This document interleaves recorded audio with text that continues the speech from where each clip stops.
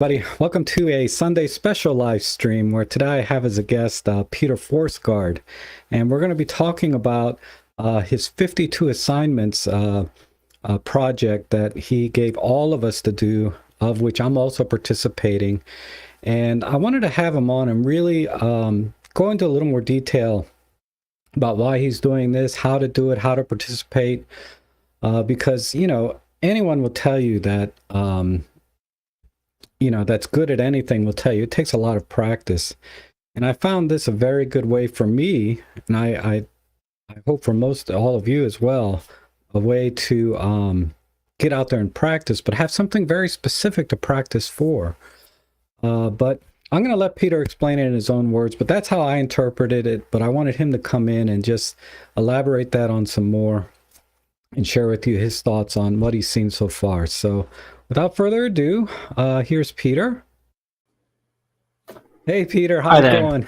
Hi, it's going fine. Nice Sunday. It's been a snowstorm last night, so I went out in the morning to make some images in downtown Helsinki. Nice. Yeah. So before we go any further, sorry. I'm sorry. Yeah. Let's do a sound check. Make sure everybody can hear me and can hear Peter okay. We'll give the chat just a second to start up, but please chime in and let me know that you were able to hear Peter and me good. All right, we got one all good. Sounds okay. All right, so Peter, go ahead. I'm sorry to interrupt. Yeah, no problem. Yes, it was. Had been snowstorm last night here in Helsinki and most part of the Finland, so I went out and did some shooting because there is a assignment called weather is coming, and I know every day is some kind of a weather, but of course when we talk about photographing weather, it usually means some extreme things. But of course, if it's a nice and sunny day, that's a weather too. But I wanted to go because I'm doing those a bit ahead, and I'm so that I can have some examples before actually the assignment starts, even though I'm not that strict with the rules. If you feel like posting weather today, that's totally fine. It's not a big problem. But of course, the main goal or the best way to do it is to photograph during that week, because the whole point is to get you guys out there and photograph, because that's why we have cameras, or at least I have cameras for photographing, and that's the main reason is for you guys to go out there and shoot. And then the second reason is for myself to go out and shoot, because I've done that too little for my own projects. And now that the work has been, of course, during the pandemic, it's been up and down with the work, but now last fall, it was a lot more work than the year before. So I didn't have that much time to photograph for myself. And sometimes it's a bit of a problem when you need some photos for the videos too. And of course, I love to photograph, so it's a lot of fun. And that's one reason. And then the third reason is for you guys just to have fun, to get inspired. And I will show some images that I took this morning later on this to when we talk about what might happen, that you might end up doing something else. And that's what's usually the best thing, at least for me, is always have some kind of a plan when I go out, because it doesn't matter if I go with the plan, but it helps me to see other things. And I've talked about this quite a bit in my live streams about a year, when I had them more regularly about a year ago. And that is the biggest thing. For example, when you start looking for weather, and all of a sudden you start seeing colors, or you start seeing things under the snow, and you start photographing forms, and it doesn't matter what you end up with. And I don't even care if I don't get any good images. It's just the act of going out and photographing is just a big pleasure for me, at least. And the kind of like from that good feeling, usually good images follow, or something that I like will follow. So try not to overthink about the photography. You will fail if you start thinking too much. Just to relax and enjoy photography, and rest will follow. Well, I've already broken that rule. I posted an image of my dog. Yeah, that was a good image. Like I said, the assignment was animals, right? So my dog is an animal, isn't it? Well, I know, and that was low-hanging fruit, right? Because I have a dog, but I took probably 300 shots within an hour just to get that one look from her face. yeah, but usually we don't know. You just see one image which is also one thing that I did not mention at the beginning, is that a lot of people have been asking that, okay, can I post 2 images? Yes, of course you can.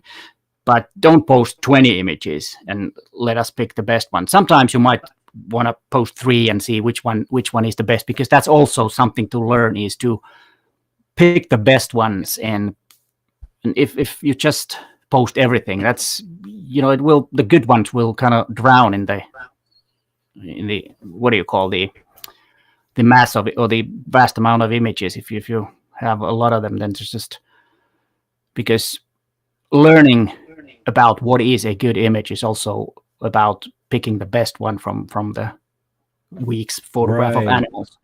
Like Rob did. He took a lot of images and then just, that's the word. And then, took the thing or the image that he thought was best one, and most likely it was. Like I commented on that there's a perfect dog for a photographer that can post like that. Yeah, perfect for 1/250th of a second. Yeah. Yes. Well, the other thing is, I think, like you were saying earlier, how, you yourself set up this project for yourself as much as for all of us. Yes.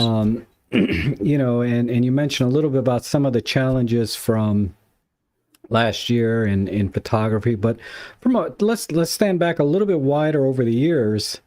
What's like one of the challenges or something you've had in photography that you're able to overcome in a similar way by, practicing and assigning yourself and forcing yourself to do things? What kind of photographic challenges have you overcome by just practicing and doing things like that? What are you most proud of, for example? Well, for example, I think it was about 10, 12 years ago. I had been photographing since late 1980s, mostly editorial portraits and corporate portraits and all that kind of stuff, which is kind of a strict way of doing, and people have some expectation what they should look like. And then I realized that, wait a minute, I've been taking the same image for 12 years. And what I did, I went to a bunch of workshops about photography in general and made a totally different approach. I did some street portraits and did not care about kind of like that they have to be polished. And I tried to find interesting faces and, with maybe not the best skin and that kind of stuff. But where people that had character and had something interesting in them. Of course, I'm not saying that, hey, you don't look that good, can I take a photograph? Of course, I said something, hey, I love your hat, can I take a photograph of you? And usually people said yes. The things has changed a bit because of social media. That back then it wasn't the big thing, so people didn't really mind. But now they are a bit more cautious. If you go and ask them, you might get more no's than back then. So that was the thing. And what was that was Siri went on. Sorry. Oh, it's okay. I didn't hear anything. Yeah. I don't know why. And where was I? Yeah, where was I? About yes. And then when you trying to find the beauty in something that's not so kind of like considered to be beautiful, and that was the thing. And if I may, I can show a few shots that what I mean. Let's see if I can share absolutely, share my screen. Absolutely. Let's see if I can. Oh, wait a minute. I'll have to do a few things.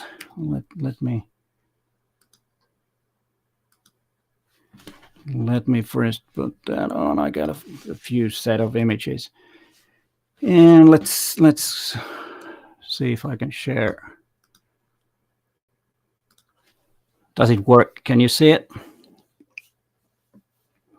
Let me see. And these are the type of shots that I took. Can you see my Peter? I don't see your screen. I'm sorry.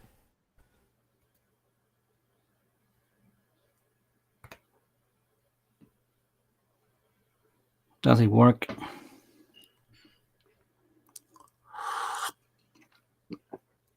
There we go.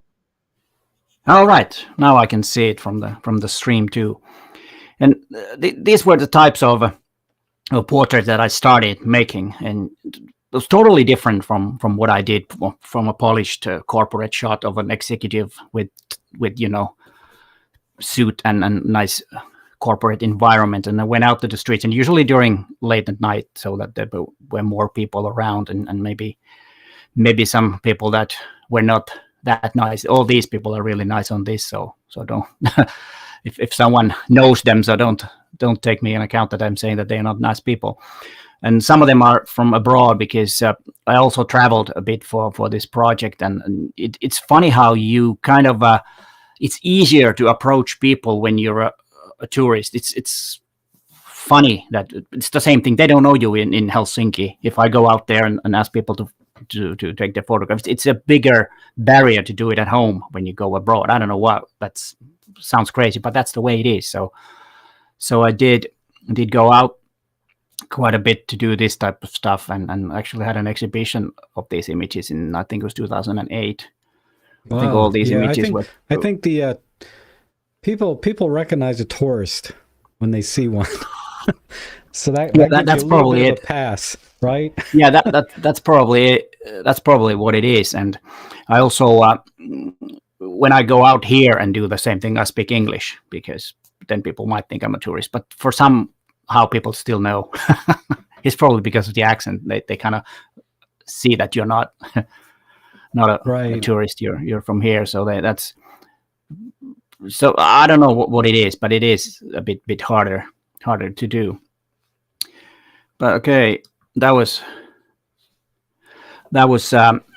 about that. So I think that was kind of like a big obstacle for me back then, because of the feeling of taking the same image, which was getting a bit bored about that. And of course, then that has nothing to do with the corporate portrait, those images, but still it gave me some kind of a freedom and a different approach to photography, and let myself to be more relaxed about, and not worrying about too much of the rules that photography has or don't have, but what we think photography is supposed to be, and doing things a bit wrong. And then the same thing goes here with the 52 assignments, because I'd love to one photograph from that assignment, animal. There was a guy who said that in the comments of his photograph that he had been walking many hours, haven't seen any animals, and then he all of a sudden saw some animal foot.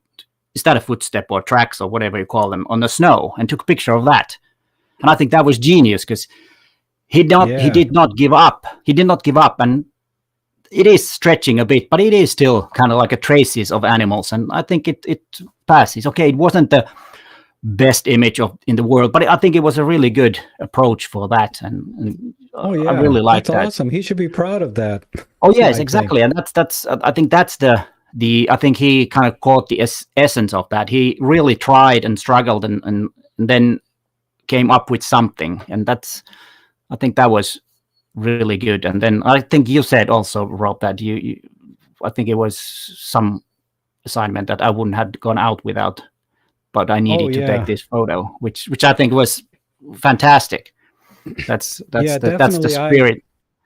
I would.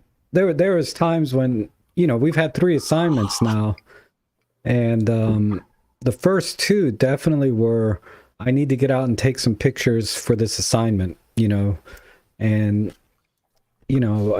because I realize, time can go by so fast. And unless you're committed every week to doing something, months could go by, if not years. Because I was really big into photography in college, and then 30 years goes by and I didn't take any pictures. Well, that's a long time. Yeah, and like the last assignment, I was very purposeful. I said, I don't want to just take a natural light picture of my dog, because everybody has a dog. That's too easy. So I really tried to take a good picture, because who knows, maybe I'll go into pet portrait photography.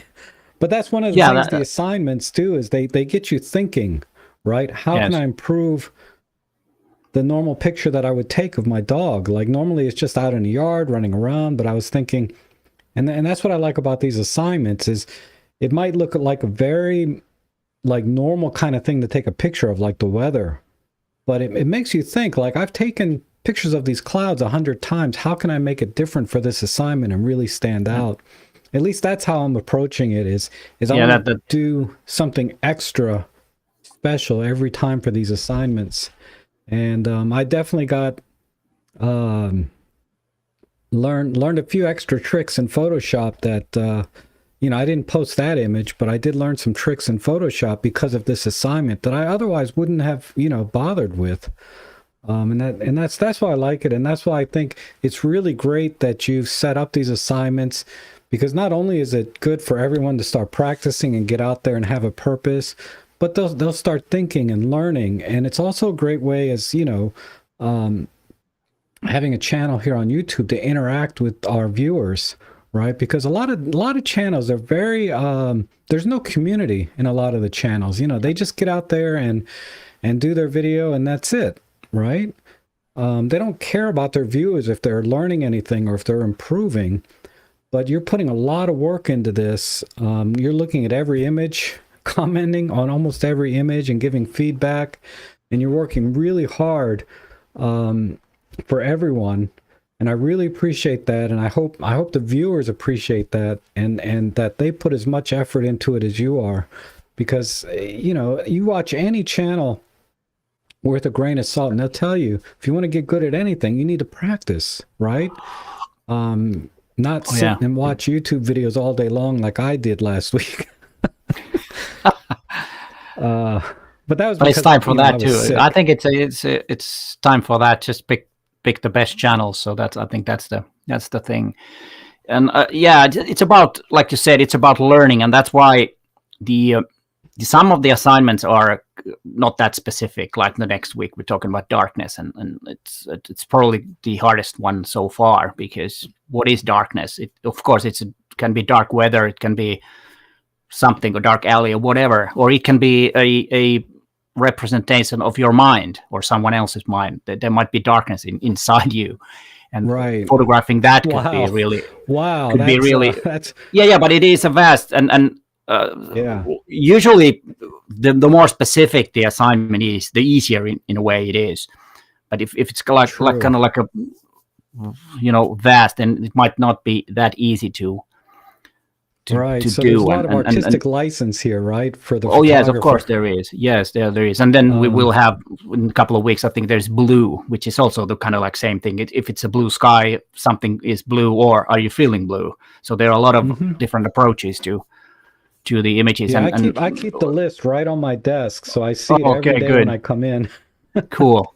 That's cool. And what another thing is that also what would be ideal if let's say that like there is the assignment blue, for example, so that the best image would be something that the image would be nothing without the color of blue. Of course, that is really hard to do. It's almost impossible. But if someone can make an image that without the blue there wouldn't be an image, and that would be totally awesome. I don't know if someone can do that, but let's hope so. Wow. I certainly don't come up with anything right now, but you tend to go out and then you start seeing things when you have an assignment, and that will lead you and help and that's good. That's if you cannot do it, because when I saw blue, I was thinking, I have a blue sofa, I'll take a picture of that. I don't know. But you're thinking more along the lines, maybe even you get an emotional sense of feeling blue from the image. Yeah, that could be.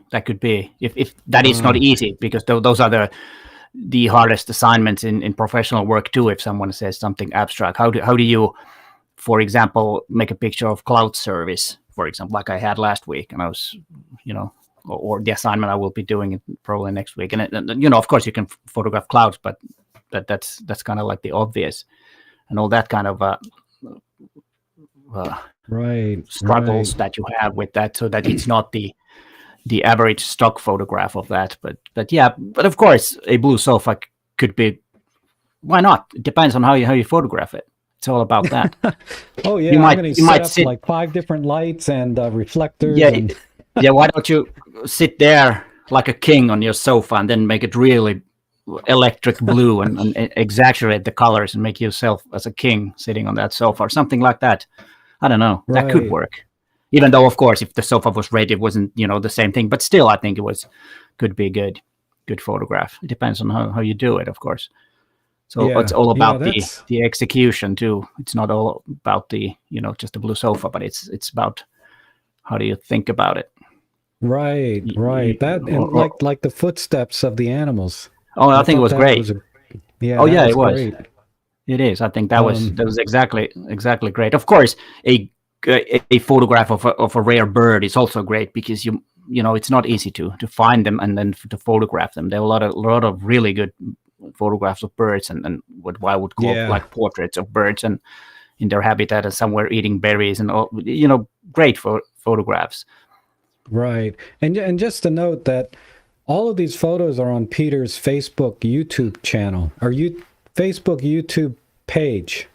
Yeah. So I put a link down below to his video, which will have the links to how to participate in the thing. But we'll come back to that. But I do have links down below for everything. And the there's lots of stuff here, like blue, yellow, gray. So I need to think outside the box a little bit. Because then there is I think two upcoming is bus and a car, which seems like it's very easy. Okay, you see buses and cars all over the place, but get a image of a bus and a car that will be something different from the rest will be hard. It's not going to be easy. Right. And that's the thing, is it when you have what's the word I'm looking for? It makes you feel accountable, right, to the community when you have to post an image that's a little bit different and make you think. Yeah, right? that's also the peer pressure that you get from this. If you started the journey and like I said in my live stream when I was reviewing the viewers or subscribers' best images from 2021, I said that I have commented I am being nice in the beginning because there are a lot of new members in that group and posting images, and I do not know their background. They might be just starting. Some of them have told me that they have just started, and of course I'll try to be nice. But once you are getting a bit more criticism on your images, you know that you have been getting better, because of course when you're getting better, I need to push you guys harder. Otherwise you won't learn, and you have to be a bit uncomfortable sometimes. So wow. That's a great analogy for my. So when I was you going to say it's a great analogy when I got the flu shot a couple of weeks ago and I got kind of sick, and they said, no, that's good. If you get sick after a flu shot, that means your immune system's working and improving. Exactly.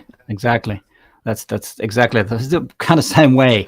So don't be sad if you start getting a bit bad reviews of your images, because then I'm just pushing you a bit harder. And I try to learn.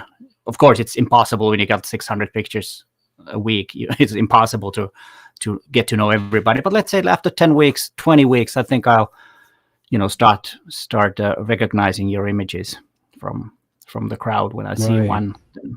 That would be the ultimate goal. That in September when I see your image, I immediately know who took it. That would be.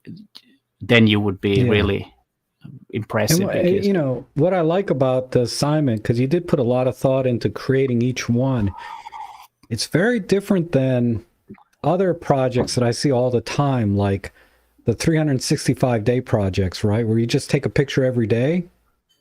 I never got into those because it was just so random. It's like, okay, I'll take a picture of this, big deal, right?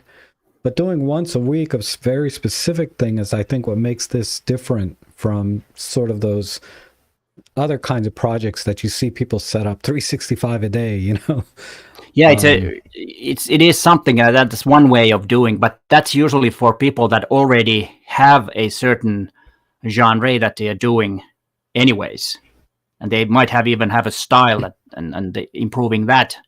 But just saying to a bunch of people that are hobbyists and maybe not photographing every day or even every week, just to go out and photograph every day at 365, probably they won't get any better because they don't know what they are shooting. They are not thinking, most likely. They don't already have a project. Right. Then it works. 365 works if you already have a project, but most don't. It's just random shooting, which won't get you anywhere. Yeah, I mean that's great. I mean, that's great advice overall from how to approach these projects, why and to think about them, do something different. Also, you're accountable. I mean, there's so many good things about this little project, and that's why I was encouraging a lot of my viewers when you started it to join up and participate, because I'll be there, so I got to lead by example, right? So I have to do it. Yes. You are accountable for those people that you said that this is a good thing, and so it will kind of push everyone a bit. Also, but that said, Peter, we're all struggling with something, right, in our photography that we'd like to get better at. Tell me something that you might be struggling with that you want to improve right now. Of course, always it's well, I would say that my biggest struggle and problem is that I don't really have a certain style or genre or subject that I do constantly. I keep going all over the place. I've got advice from different photographers who are doing some project all the time, which is kind of concentrating on one thing, and I'm kind of like all over the place, which makes it a bit harder to very hard to explain, but not known of any particular genre that is the thing, and that's probably the biggest kind of struggle that I have. So I have, because I like photography, I like to photograph everything, and which is somewhat a good thing, but actually it's not a good thing if you want to be known for some certain genres. And I'm not saying that that's my goal, but still that is something that I kind of struggle that I want to photograph. I do have one work. Yeah, that's a different. That's a totally different thing, because then I'm just a gun for hire, and if they want me to do this, then I'll do it, and that's it. That's kind of like a different thing totally. Of course, my thing is portraiture, which is kind of funny because I have made only one video about portraiture, and that's on my channel. You need to do some portrait videos. I know that. I promised to do that, and I will. I mean, even I did one, and I'm not really a portrait guy. But that's my kind of thing. That's what I do for. I used to have a portrait studio in Helsinki way back in about. I think I closed it in like 8-10 years ago, because I do see certain photographers, whether it's Instagram or Flickr, they do have a certain style or genre that they always photograph. Yeah, and that's a good idea. My Instagram's all over the place, but it is from a, I guess, there's certain people that are known, say, for example, like for street photography, right? And you go to their Instagram and that's all you see, and it's all has a very similar style. So when you see that photo come up sometimes in your feed, you say, oh, I know who that is, even before you see the name. Yeah. Because they're known, you know them for that, and you know their style. Yeah. But while asking yourself to do actually, yeah, there's actually one photographer who actually I got to know through the Facebook group called Sam Thompson, who lives in Guernsey, and he has this total great style of photographing. He walks out a couple of his dogs, and then he has his camera with him and takes these portraits of people on the street, sometimes posed and mostly not. But Sam Thompson, you should really check him out. He has a really good style, and then sometimes he tries something a bit different and involves, and I think he's a great photographer. Right. Well, I wish you luck on that. That is going to be tough, finding a style or a genre. Oh yes. Yeah. And I'm not sure if I want to, but that's something I'm all the time struggling, and I will show later But when we talk about a bit more about, or right now, if that's okay with your idea of the script for this live stream, because when you go out, and like I said, that the next one is darkness, and then there is weather, which is of course weather. There is a weather every day.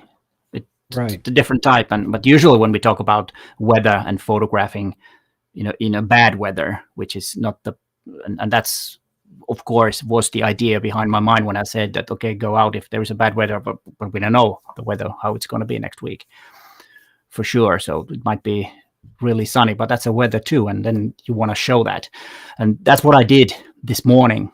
I went out. Let me see if I'll check what photographs I do have. No, actually I have those about the darkness. Let's go for that, if that's okay. Okay. Talk about the darkness first, and I'll share those, and then we'll talk about the. Let's see. Here we have. Let's see if this works.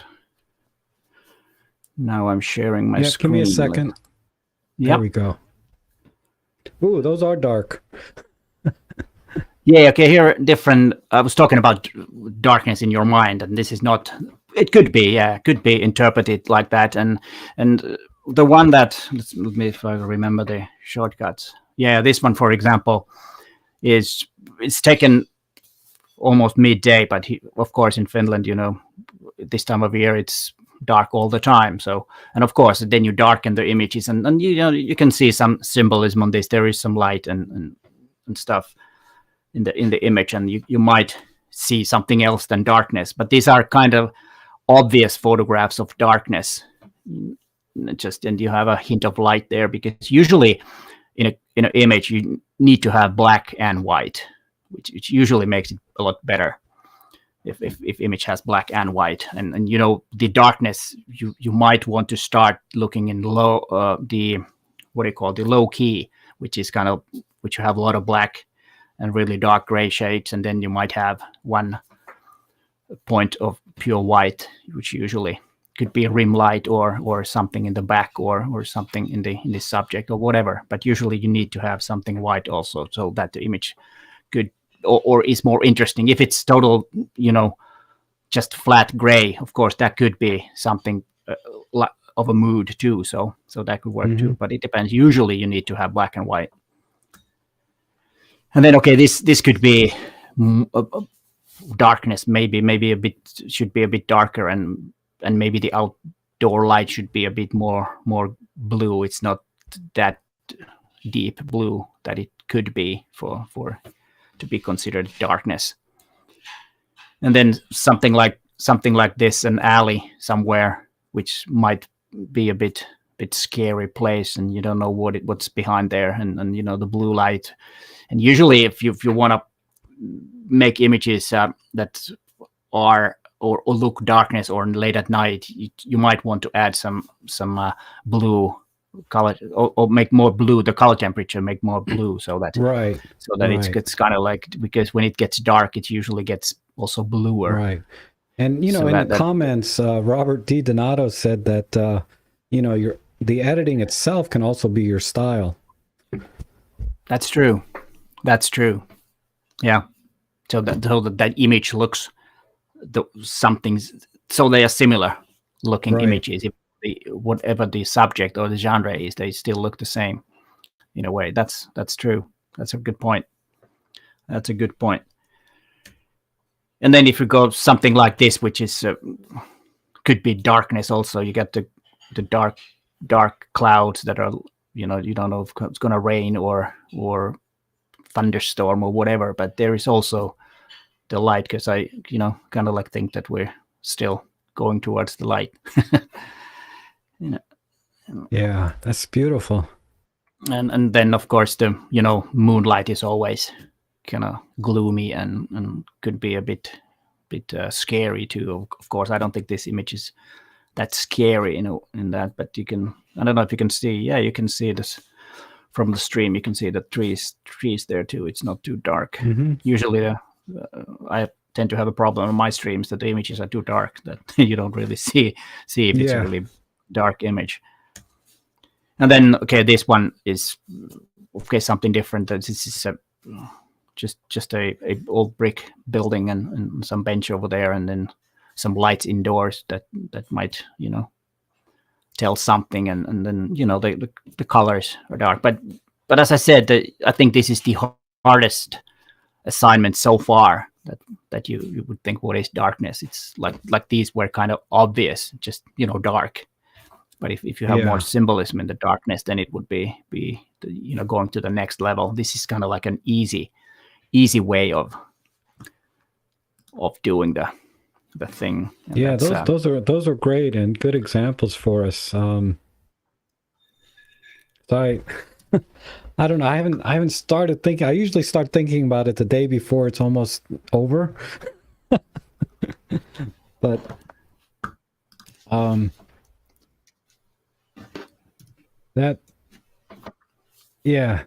those were great. I mean, and like you said, they don't have to be about darkness. That some of those could be emotional, like blue, right? Yeah. Yes. And symbolism it's all about photography. Sorry. Yes, just go ahead. Yeah. Oh, I was going to say, symbolism in photography is definitely an area that I need to study more, because I'm just such a technical photographer, being in architecture, right, and real estate and commercial. I always look at things in a very technical way. When I look at a picture, I say, well, the lines are straight, the lighting is a little bit uneven, and I fail to see all of the symbolism in the photo, and I'm really missing out sometimes. And yeah, that's another. That was exactly Yeah, and that was exactly the thing that I was telling about, struggling with the portraits, the corporate portraits. That was exactly the one thing that I wanted to kind of get out of and be more free about photography and not think about the rules that much, kind of more to break the rules and make something. Because I think every good image needs to have something that is distracting, that is bothering our mind. That why is it there? Why didn't the photographer look into it? And sometimes, of course, you can overdo it and it actually is distracting. But if it is distracting in a good way, something is not there. The composition is slightly off, then it might be a lot better than just a perfect composition.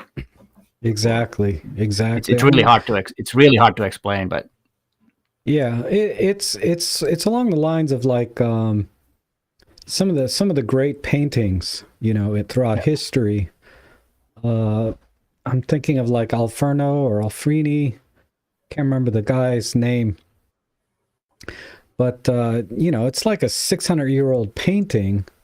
But people still are trying to figure out what it symbolizes, all of the different elements in that painting. Yeah. Because it's a beautiful painting, but when you really look at it, there's so many things in there, and that's something I think in photography that a lot of us, we take a picture of a sunset, or we just take a picture of a flower, whatever, and those are all great for practicing your skill sets and taking moments and time to remember things. But I think, these projects, these assignments, for me, I'm going to look at it as a way to improve exactly what you're talking about, adding elements to the photo that have some symbolism or some meaning and tell more of a story, rather than just, say, taking a picture of a blue sofa. If I take a picture of the blue sofa with me sitting in it with my dog, now there's a little more, right? Yeah. Et cetera, et cetera. So, definitely. I really hope everyone embraces these assignments the way I have, and try to improve their photography, which is, I think, ultimately the goal. Yes, of course it is. Of course it is. Yes, and talking about the colors, that there are a lot of different color assignments throughout the year, and of course, colors have different meanings in different culture too. And that could be also interesting to see if people would kind of do that, because let's say like green color in the Middle East, it's a sacred color, and here it's something different. You have a different meanings for different colors, and right. That's and like in this, I'm sorry to go back to this painting, but Like there was the wife was standing by the bed, and the bed was covered with red sheets. And red back in those days symbolized, health. Yeah. Right. And vitality and things like that. So they, when the artist painted that bed, he was very specific about the color that he painted the sheets because of the symbolism that red meant. that could be a good approach for the assignments where it says different colors. That could be a good approach. Not an easy one, but if that could be pulled off, that'd be great.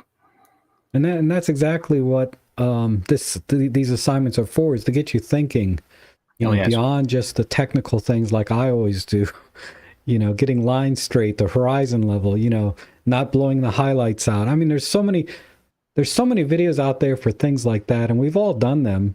Oh, yes. It's good to understand your gear and your skill set, but to really take your photography to the next level is nothing to do with your gear.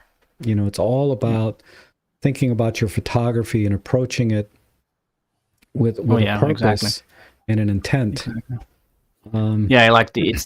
It's the question that you probably also, Rob, get quite a lot, is that I want to get better, and what lens should I get? Those are quite common questions, and it's really hard to answer those, because if you have already used your old gear that much that you actually really need something for a new lens for something that you want to start, then it's a different thing. But usually, just to get a newer lens won't get you any better. You're still the same photographer. Yeah. Well, I usually just tell people, if you're asking me, what lens you should get, then you don't need to get anything, because you'll know when you need a lens. That's that true. You need it, right? That's true. Now, if you want to ask me which lens do I think is better at a certain focal length, that's an easy answer, right? Yeah. If it's a lens I own. But if you ask me which lens should I get, that's something that if you don't know, then you don't need it. Yeah, exactly. What I always say, that go back to your images and see what is the focal. Let's say that they want to get a prime and you have a zoom lens, and just go and see the EXIF data, which is the most used focal length, and get a prime for that focal length. If that could be something with the better, smaller aperture, so better in low light. That could be something that. But in general, I don't think that's the answer. The answer is to go out and photograph and try to make the best out of the gear that you have. And that's also something that people should do. And I think Matti Sulanto has talked a lot about this, that having just one lens and one camera for a longer period of time will make you a better photographer, because you kind of restrict yourself and you start seeing things in that focal length, what you have. And you don't even see the things that are out of reach. It takes time, but eventually that is the way it goes. And that's also a good practice. Even Robin Wong, in his recent vlog, he said he normally goes out with a prime, but he took me on this vlog. He just took a zoom because he wasn't sure what he was going to be shooting. It was unplanned. And I was thinking, wow, Robin, you should have took a prime, especially now, right? That's true. That's true. When it's not planned, because then you have to force yourself. But he's been there, done that, so it's fine if he goes out with a zoom, right? Yeah, of course it is. Of course it is. But I still go out. I'll take a prime. Like I went to Botanical Gardens with a 105 millimeter lens, which is effective 210 millimeter, which is crazy at a garden, But I forced myself, It depends. Yeah, that's also something to do. That take a lens that is the least expected lens to a certain thing. For example, like landscapes, usually wide angle. Just why don't you take a really long telephoto lens for your landscapes? You're gonna see totally different things, because the way it renders the image is so much different. And the same thing with let's say that wide angle and birds is not the easiest task, but it can be done. Yeah, I brought my fisheye lens. Let's go shoot some birds. Yeah. But it happens to me all the time, trust me. Yeah, but you could do that. Like in a in a city, for example, you could do that so that there are sometimes on these squares there are a lot of birds, and sometimes they just fly and just go under there and fire away with your exactly wide angle lens. You might get a really nice image. You got the church up there, and then you get the birds flying.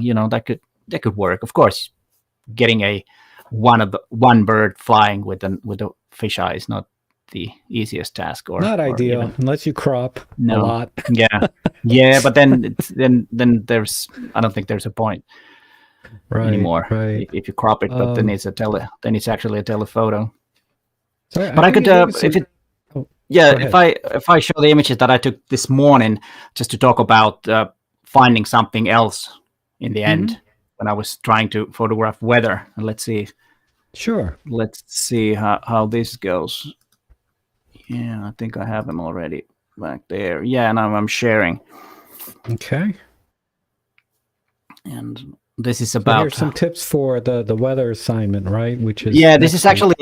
I'm not sure if these are good tips, because the one with the yellow jacket in the middle there, let me... That is... Okay, that is something that I... wanted to do with the weather, is how does it affect, how do people cope with that? It's and you can see the snow with a bit longer shutter speed. You can see the movement from that, and this is, of course, I was standing there and waiting for someone in the early Sunday morning in Helsinki, when there is not people around anyways. So I was really lucky that that lady had the colored jacket, which is very rare. As you've probably seen in my videos, that everybody has black on, or gray, or dark blue. So everybody is, That's interesting. So your intent here was just to show how people are coping with weather, not so much the weather itself. Yeah, that's something that I was aiming for, and I think this came out pretty good. You can see the snowstorm. You can see how it affects people has umbrellas, because it wasn't really that cold. It was almost wet snow. So that's why the umbrella. There's so many things in this image to kind of look at, not only the person with the orange jacket, but it looks like he's wearing shorts from my perspective. Yeah, I think some kind of like these gym pants or something. I don't know. Maybe that's why she was going quite fast. But we're used to the weather like this. We don't wear hats until it's -10, and I love the building in the background. It's very it's a railway station. It's a railway station. One of the side entrances to the railway station. But let's look at another. And then I started to see the colors, because that was something that I was going for the weather, but then I saw these colors, and all of a sudden I could see all these different colors. And okay, this I'm not really happy with this image, but there is some colors too. You got the yellow. This is the same place actually where the lady was walking. It was a bit closer to the railway station. And the problem, of course, is that I wanted to have only one person in the image, which is usually at that time here in Helsinki in bad weather, it's not a problem at all, because there are not too many people around. In this image, it's nothing spectacular, but I think it fits in this series of color from today, which I ended up photographing. And it actually didn't matter what the color was. And then from the same set, then I found this, which I think is the best image of the set, because of the light blue jacket. The guy was walking there, and this is pure luck. I was just standing there between there was a road, as you can see. There's the traffic light for pedestrians there, which I would have liked to have it on red, but it wasn't. It would have been better to have it on red, so there would have been a nice little spot of red. But that's something that, of course, I could Photoshop it, but in an image like this, I don't think it's the right way. You could, but I don't think it's the right way to do it. And just pure luck that you're just standing there and waiting and something to happen, and then just luck kind of like have the image prepared. yeah, it is just to prepare for the luck. Like someone commented on the photographs about the 52 assignments of some lucky shot that someone got. It's usually that's the way it is. You kind of like you're open up to the luck, and then when it hits, then you just have to execute and make the image. Of course, we don't see the images that we miss. Only I know what I missed, what I could have taken, but I think I'm quite happy about this image, in a sense that it's not weather, but then it kind of turned into the looking at colors, because that is a bit rare to do. And if you see here what I was talking about, the style, the top row is totally different than the lower part, because there is a part of downtown Helsinki, this is not far from the railway station, is that the pavements are actually, there's heating underneath, so it never gets snow on them, which I think is kind of nice, because you get the reflections of the lights, and you know, it gets dark, so you get the color contrast really well. And some of them are like the first one here is just a quick shot that I took from almost from the hip, because I was just setting up a camera for I did some vlogging at the same time, and then that's usually distracting. I shouldn't have done that, because I missed a few images because I was hassling around with the camera, which I shouldn't have done with the video part. And you know, that's always a bit of a struggle. And then this one was a bit tricky, because there is a great reflection here of that. That's a restaurant over there, and then the reflection you can see here. And actually, when I took this photograph, I was, you know, filming some B-roll, and then all of a sudden I saw this lady with that pretty neat-looking suitcase. Right. So, but I'm not sure if that image would be better if that reflection was there. It might be too distracting, but I'm not sure. I can probably go back there, and I think the reflection is still there, because the water won't go away for a few days anyway. I like it, though. I like it. Yeah, I think it's better than it. I think it's better than it's covered. That it would have been too much. The only problem with these images is the shutter speed is a bit too long, because it's only, you can't really see the other leg. You barely see it, and I think it makes the image look a bit unsharp, like it's the focus is on the back, but it's actually not. It's over here. It's not sharp, but it still looks a bit motion blur. Yeah, it is, but it still looks. Yeah, it is motion blur because of the long shutter speed. I don't remember what it was, but anyways, and so the story in here is and then there's one more actually. I will show that. And when there is up here a red light which reflects from here, and I just waited to see if there would be someone with a bright colored jacket. Okay, this lady with the red jacket. The next guy here in the back, he had a yellow jacket. But once I was starting to photograph, he did like this. Then I said, I'm not going to take, I respect people's privacy. So, but he didn't want me to take the photograph, so he did like this. So it would have been better if that yellow jacket was there. There's actually the same lady with the bag. Oh, okay. Actually, I just noticed that it is. But this color contrast is here, and of course the yellow. There's still some Christmas lights still on the as you can see from the back there. But this is also a place I could go back, because that light is not going anywhere. It's there all the time, and that's something. But that ended up something else. I went for the weather, but then I kind of started going for the color, and that's what I mean by, if you have a purpose to photograph, you have an assignment for yourself, you might end up doing something else, and that's totally fine. If you are okay with yourself with it, because that's the kind of like the beauty of finding, which I think was the thing that I said, and I'm going to continue that, because that's something that is interesting. I like that, because add color to that. You might be going out to take a picture of weather, but then you find gray other and things dark on the other hand, also the white snow that is on the ground is also another good way of having the colors there, because there isn't any colors at this time of the year here in Helsinki or Finland anyways. It's snow and then the gray sky, and that's it. And black jackets, most people have dark clothes, so that's it. And now they even have, some of them even have black masks on, so you don't there's no color at all.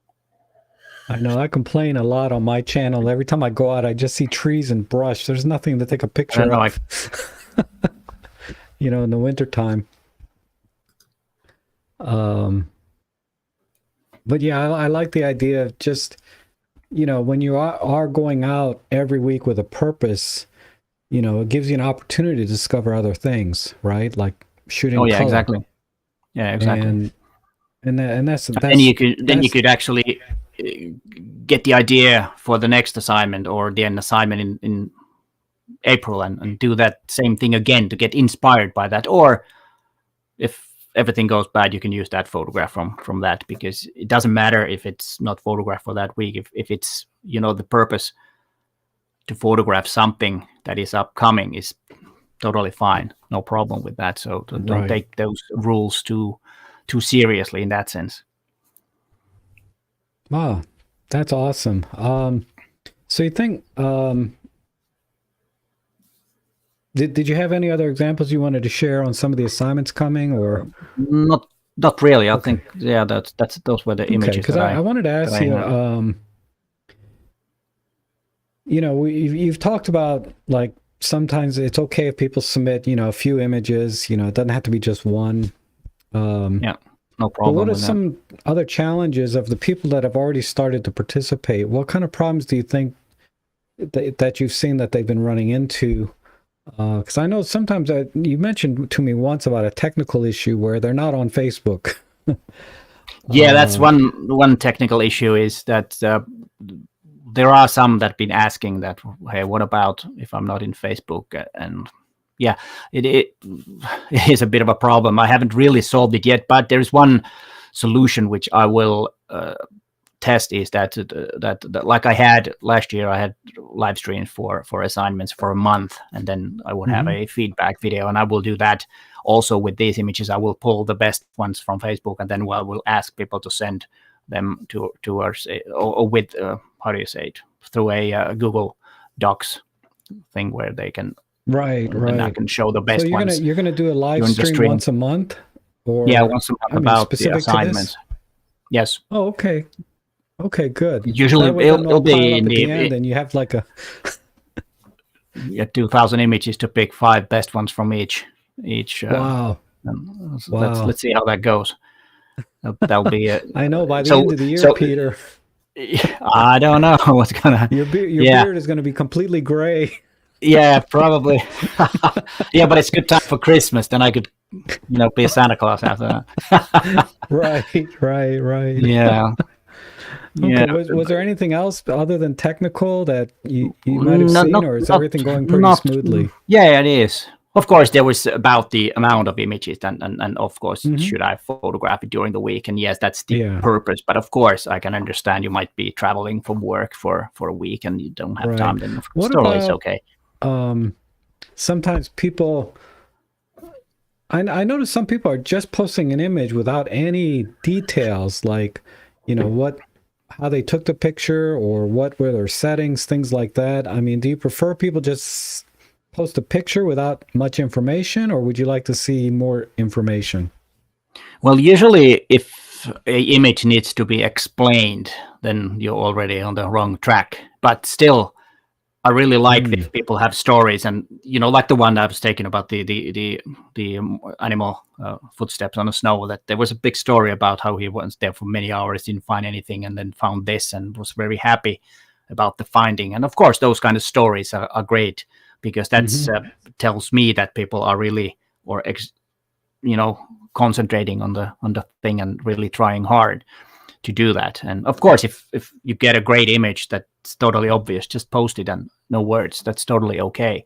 But I know that a lot of people want to see the shutter speeds and apertures. And of course, if that is the thing that, let's say there's a flying bird and people want to know that what shutter speed you need so that you can get it sharp in the air. Of course, that's valuable information. But in general, I don't think it's not about the exposure times or the aperture. There is at least one assignment which is called f8, and that's, of course, then that might be a bit hard for some if you're photographing with the smartphone, which might have something else. But anyways, then of course that is important. So to do that.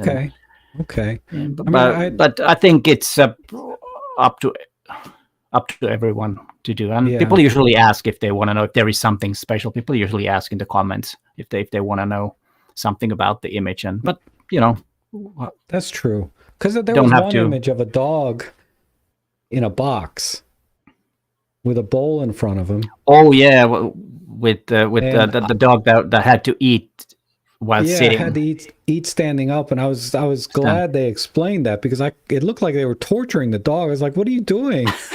But then they explained that the dog has a problem with his esophagus and can only eat standing up. That was an interesting, and that's another.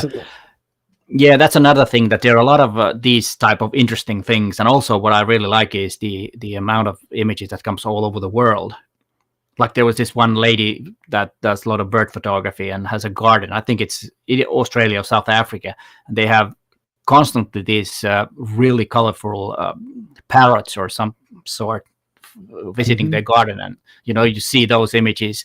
So gorgeous, animals, a lot of colors, and I can imagine what we have are seagulls and crows. It reminds me of a time when I had some squirrels in my video. I was doing a photo walk, and I pointed the camera at some squirrels. It's something I see every single day, but somebody from Australia made a comment, "Oh, I love those squirrels," and I was like, "Yeah, but we see these every day. What's the big deal?" It says, "Well, in Australia, we don't have those." Yes. Yeah, that's what I mean. And then there was one guy there's a photograph of an alligator, and it was pretty close. And and then I asked him that, "How close were you?" Because it didn't look like it was a telephoto, and it wasn't. But he said, they don't usually attack on people. I was like, okay, just be careful out there. Usually is the key word. Yeah, exactly. Usually, that's true. And I was like, I wouldn't go that close with that focal length to an alligator. Right. I would put a double extender to a longer lens and be far away. Yeah. If I ever see one, I don't think I'd even stand around to take a picture, because those things are fast. Oh yes. If they can catch you. Oh yes. In fact, most things on this earth can outrun you. Oh yes. There's very few things that we can outrun. I mean, even a little dog like this big can catch you. Yes. Yeah, that's true. So, because I was hiking one time, and I ran across a big bear and two cubs, and I was like, ooh. I just turned the corner, and I'd say it was maybe 5 meters from me, right? Like 10 or 15 feet. Yeah. And you know how mother bears are with their cubs. They can be pretty ferocious. So I was lucky. I backed up and around the corner and it left. Yeah. Yeah. Usually the best thing is what they say is just to freeze. Just freeze. But the last thing in my mind was taking a picture. Oh, yeah. Oh, yeah. The last thing. But I don't want to be one of those selfie people, that you see the last picture before they die because they were taking a selfie on a cliff or something. Oh, yes. Yeah, it's actually not that funny, but it is kind of funny, even though it is not. It's not funny. I mean, I shouldn't joke about it, but I want to avoid is things like that. Yeah, me too. Yeah, I wouldn't want to do that. So don't risk anything about the assignment. Try as hard as you can, but don't risk anything. Yeah, because I don't see alligators or tigers or anything on your list. Oh, there isn't. There isn't. That could have been a pretty hard assignment, alligator. Yeah. I don't think I could have done that. I'm not sure if the zoo in Helsinki does. I don't think they have. I think they have a crocodile, but I don't think they have alligators. Right. I probably wouldn't make a difference anyways. I wouldn't recognize which one is an alligator or a crocodile. Well, what we can do, we've been going for about an hour. I want to maybe just if you have a last few words for inspiration, and then we can do a Q&A if you still have some time. I have time, no problem. Yes. Okay. Well, the only thing about the assignments is that don't take it too seriously and have fun, and but still try to do it every week. You will be so happy after week 52, and we will. Yeah, Maybe I we'll can't have wait some till kind of the like end a of the year. celebration live stream or something, or Zoom or whatever. Let's see what we come up with. I've no idea where this leads to.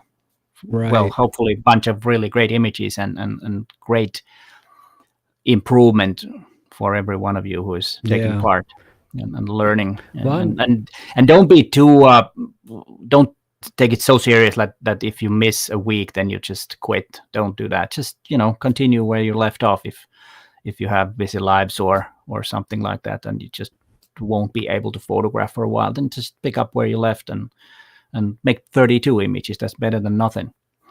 Yeah. So yeah, because I can't wait till the end of the year to see what I've learned, right? And I hope everyone that stays committed to the 52 assignments, and then maybe at the end, we can have a talk about what each of us have learned. Oh yeah. Through this project, because I've never done any projects like this ever. I've always been very focused on specific photographic skill sets. Like learning to use flash, learning to focus and get sharp images, but I've never focused on photography itself like this. And this is what really got me excited when I saw this. I've seen other channels do like an assignment once in a while, but never anything like 52 weeks straight, and then have you work so hard, and you working on it too, like really hard. What I try to do is I'll watch every photograph I go through. That's for sure, and I comment as many as possible. And if I find something that you need to improve or something that is really good, then I will say a few words. Definitely. So far, you've been pretty much Johnny on the spot, commenting on every picture. And not everyone, but it's a lot of work. So it is. I know you're doing it, not me. I might do something once a month in the spirit of what you're doing here. Yeah. Just to get everybody, that maybe haven't heard about it yet, can hear it through my channel and then participate over there. I have an idea for you. You know what would be a good idea? To make an assignment where you have to combine all the 4 from that month. Have a detail in your city with a wide angle, which is darkness, and in a bad weather. Oh, okay. That's an interesting idea. Yeah, okay. that'll be pretty cool. That would be pretty cool. Yeah, that is a good idea. We can expand on it. Yeah, to have them all. Yeah. Okay. Well, are there any questions? Any questions about the assignments or photography? I'm trying to avoid any kind of questions on gear, but if you have to, we can. And if I missed any questions from before, you'll have to ask again. There is one interesting thing. Today is the birthday of the Frisbee. That was right along with Randy commented. That's interesting. Yeah. Oh, Randy, I'll have to send you a video of a Frisbee dog. I know Roberto Di Donato. I sent it to him, and also David Crooks. It's just a video of a dog catching a Frisbee from 100 yards away or 100 meters, whatever they measure. Oh, okay. It's pretty amazing. Yeah. Then there was one question about what is the story about venomous spiders infesting the Helsinki Museum of Natural History. To be honest, I haven't heard about that. About that. So I have to look into it. I haven't heard anything about that. I don't think we have them because it's, cold weather. They won't survive here. Oh, the spiders. That's true. Yeah. That's the only good thing about winter. There's no bugs. Yeah, that is true. We don't really have. There's only one venomous snake that we have that's not very aggressive. But I don't think. Of course, the bad thing is I have all these squirrels and things that live in my attic. Oh, well, that's not nice. There's one question about, it was Christina M. was my question from above. How do you square learning by going out with learning via feedback? I think I saw that from Christine. Yeah, now I have to. Do I understand the question? What does it mean? Yeah, I didn't quite understand the question either. So, Christine, if you're still here, maybe you can rephrase it for me or for Peter. Yeah, I think it's well, feedback in general is good thing, because of course we love our own images, and the hardest part, of course, is to kind of like get rid of the images that are kind of good but don't fit in the assignment, for example. Like I said, I don't know if you guys have heard of a site called the Glow Stars. It's actually a Finnish startup that has a kind of like a photo community, and they have these competitions. They actually have prizes. They give out some memory cards and stuff for the best images, and I'm one of the judges there. And there are sometimes, like there was a one thing was the assignment for the month, or I think it was for the week, was black and white photograph, and there were a lot and lots of color photographs, which were really good photographs. But if the assignment is black and white, why on earth sending a color photograph, which I don't understand? And that's the extreme example of understanding about the assignment too. That sometimes we just have to, let go from the darlings. So kill your darlings sometimes, and that's really hard. And that's why feedback is really important. So because we see images differently, because we don't have the moment, or we weren't there when you were taking the image, and we don't know how you feel. It's like an image of a grandchild, that there might be a image of a kid that is totally unsharp, but if that's the only image the grandmother has, it's the greatest image in the world of that person for her. So we have to always remember that image has also a context, that who is it for, and sometimes you might take an image of let's say your dog, and it's just an image of a dog, and so like, so what? Or image of your kid, which might be for you the best image of the kid, and for others it might be just, okay, it's your kid, so what? Sorry, I'm saying this a bit harsh way, but what I mean is that you have to understand that, and a good image also is something that is good for many people, even though an image might be good for you, and that's totally, or you might feel that this is one of my best images, and you have that, totally fine, but it might not be the others that see that, and don't. And that's why feedback is important. And sometimes, of course, feedback can be just total bull. You still, it's just once. Or like my opinion, if I say something about an image, it's my opinion, and some might like it and understand the reason it was made and stuff like that. So it's always a context, and of course, then when talking about the explanation about the image, sometimes it's good to explain the situation. That opens up the whole thing. So I think feedback is something that you should, if you want to get better, is to show your images and post them and learn from the. And I quite a lot. What I say usually is about the composition and about the contrast, because usually people have images that they don't have the contrast, because it just lacks the contrast, and usually makes it a lot better. And then also when you are making images and making edits, you have to think that what are the ways that we see. What are the first things that we see when we look at the image? Usually it is if there is a face or eyes, actually, is the one. And usually if there's eyes, there is usually a face too. And then the brighter parts of the image. So try to have your subject in the brighter part of the image. And if it's not, then just do something with the edit. Darken them, make vignettes. Like vignettes are really, really common because of that. That will kind of make the attention towards the subject when it's darker, and it also affects so that our eyes won't wander away from the image, and that's usually something to consider.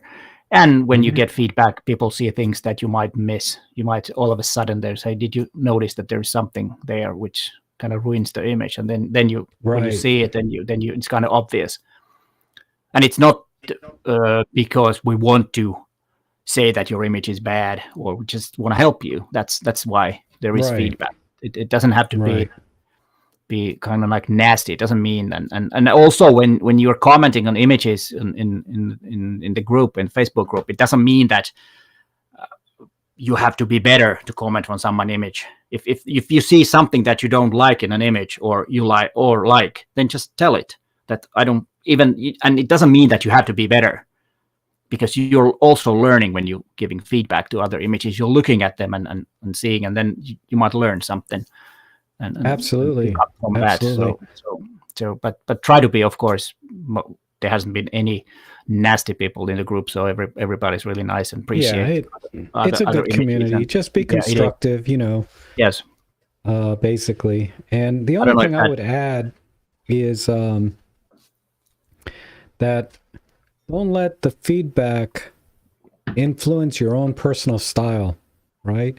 If you're going, if you took a picture and you like a certain look to it, and someone leaves feedback and says, well, you really should have had more shadow space here or more space around, you know, that's great feedback. But at the same time, if that's part of your style, whatever it is you were doing in that photo, you know, don't let it influence you one way or the other in that respect. Because, you know, finding your own style and your own photography is just as important, right?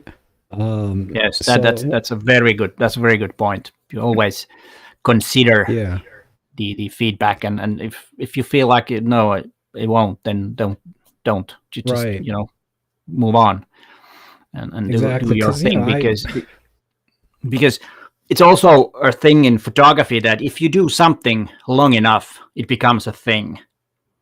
It might be one image of, I have this set of images where I take photos of coffee mugs that people, of these cups, you know, cardboard cups that people leave. You know, they commute to work and then they go to the railway station, buy a cup of coffee, and they leave the mug somewhere. And there are some odd places. And I have quite a lot of photographs of those. And one photograph of one of those cups is probably, well, so what? It's boring. But when you have 20, it becomes, or 30, it becomes a thing. Right. And then when you pick the best ones from let's say you photographed those for 5 years and you got hundreds and hundreds of them, then you pick 20 best ones. All of a sudden you have something in your hands. But one photograph is most likely nothing. It's just, okay, there's a cup, so what? But if you have a consistent set of images of certain subject, then it might become a thing. Right. Because suddenly there's a history and a story. And, you know. Yeah. Yes. Yeah, exactly. Right. Now, John came a little bit late. You did answer this question earlier that you're going to do a stream once a month.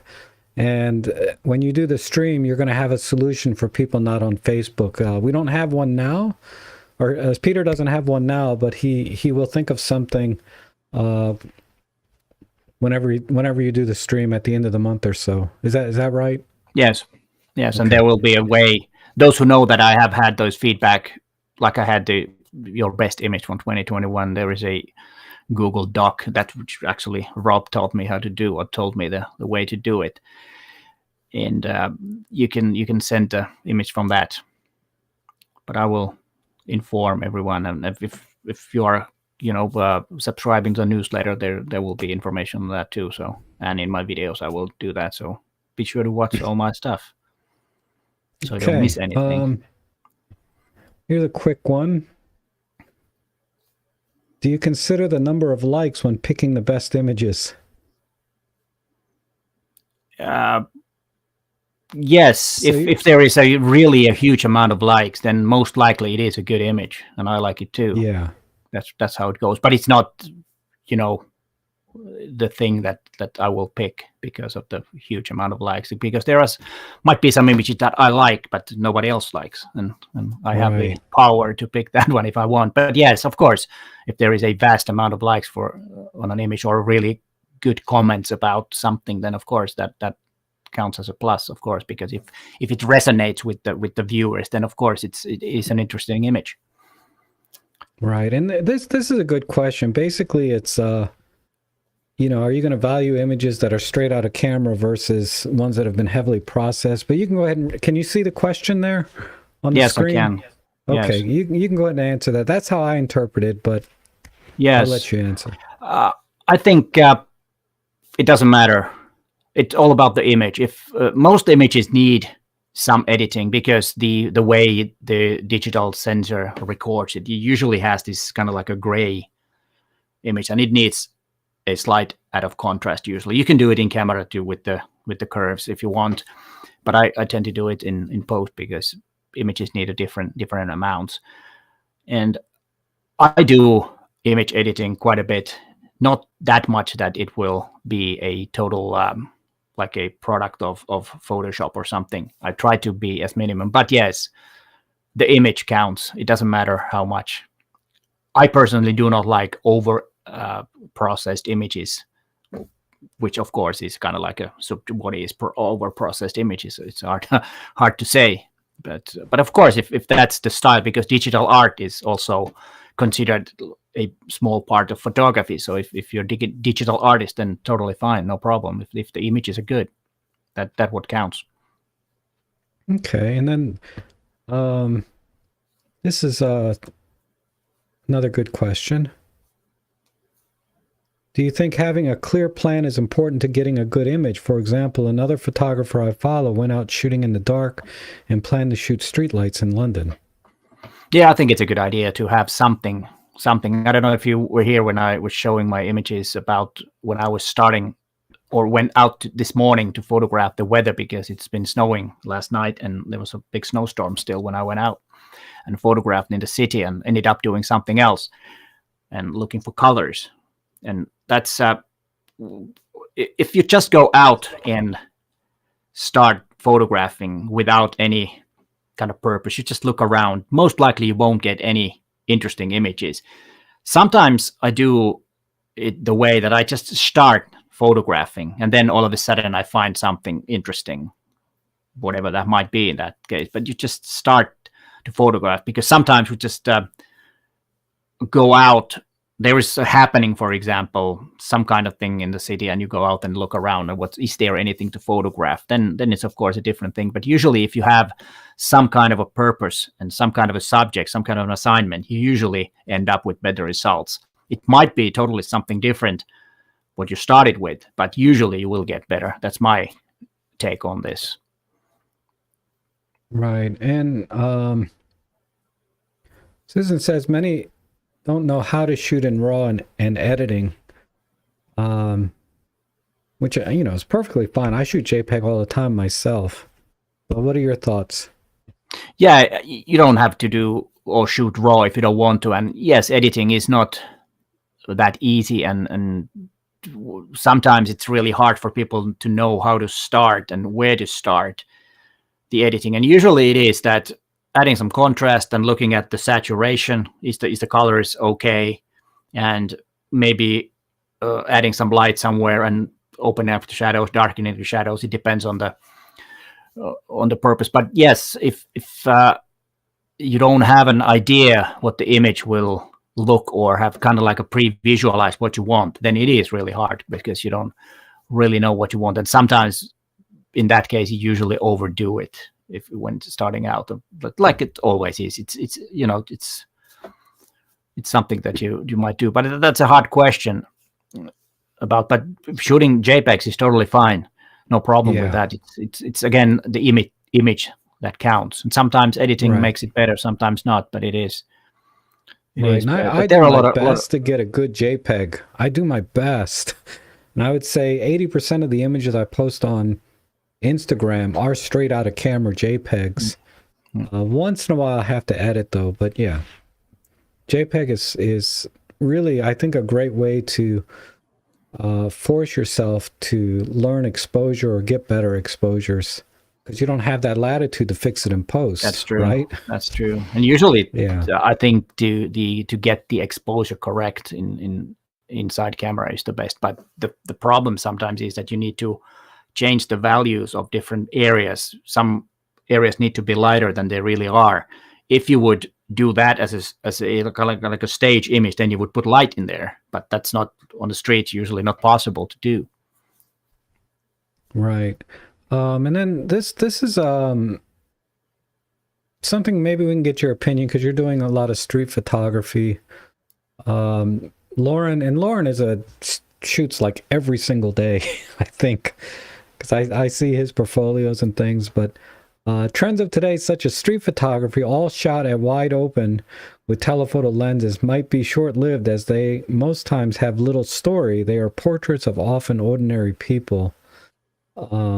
What are your thoughts? What kind of trends are you seeing? Is it the same where you are, or? Yeah, that is true. And probably the reason that people start using longer lenses in street photography is that they are doing it more candid than they used to. And that's because of the time of social media. You could stick a wide angle, in front of face 10, 15 years ago and nobody cared. But now you do that, you get, no, what happens?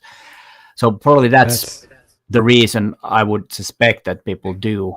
And but other than that, and I would say that they are portraits of often ordinary people. Like I said about the mugs, if you have hundreds of those ordinary people, you do have something in your hands. Like there was this, I don't know if you ever heard of the project Humans of New York, which is a guy that photographs ordinary people and then there's also a story about them. And that's I think that's a great story as a whole. If there was only one image of those, it wouldn't be nothing. But when he has a whole book and a whole thing about these people, then I think it's a big thing. I don't think he uses telephoto lenses, and those are stage photos. It's not street photography, but you get the idea what I mean. Right. And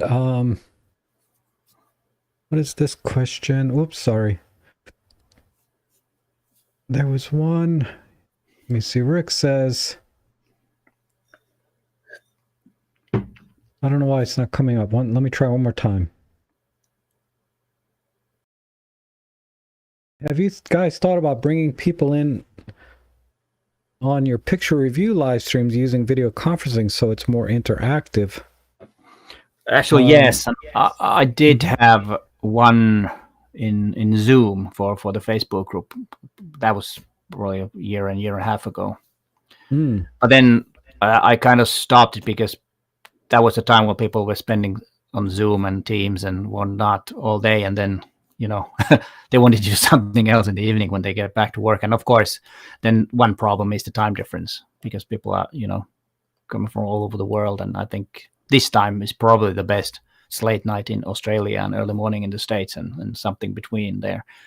So this afternoon, what we have here, or early evening, is probably the best time. But yeah, that's a good idea, and I might do that for this 52 assignment. Yeah, I'm sure people would love to see you live more, Peter. Yeah, and definitely if you can bring in your viewers as well. I mean, I've done it before where I've brought viewers in, not specifically for the photo editing, but I did want to do that. I had started a series where people would send their best images, and we would sort of celebrate those images. But I've only done that twice. I think I'm gonna bring that back. I mean, I did it, I think, in December. That's a good idea, yeah. But I'm gonna bring it back where I have, if it's possible, I can have the person that took the picture come in and talk about it as well. That's a good idea. So yeah, definitely look for that, at least on, for that for me. But, Peter, I'm sure is, open to that as well. Okay.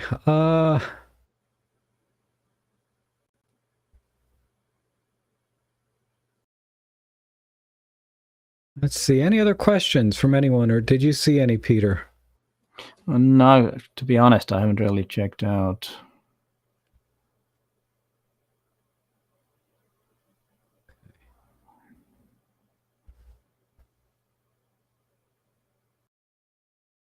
Well, I guess with that, and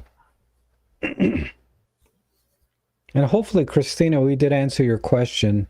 I saw you post it again, but I think we did answer it. If not, let me know. But I'll go ahead, and I guess we can end it here, Peter. Oh wait. Yeah, okay. One more question from Sam. I didn't give it enough time. Here we go. Do you think as you mature as a photographer? Okay, sorry. you got to have the right rhythm when you read these questions. Oh yeah, I know. Do you think that as you mature as a photographer, your style will come through no matter what the genre or topic? That's a good question. Yeah, it is. And I don't know if you were here, we were talking about you, Sam, earlier here about your project and your style. I think yes, if you are aiming for a style, but if you're not, then probably not. But of course, there's always everybody has a certain way of making those images, and like someone said, that also editing could be the defining thing on your style. So I would say that yeah, if you do consistently photograph something, that will end up as a style, I would say. Yeah. Yeah, you have to try, right? You have to have a purpose.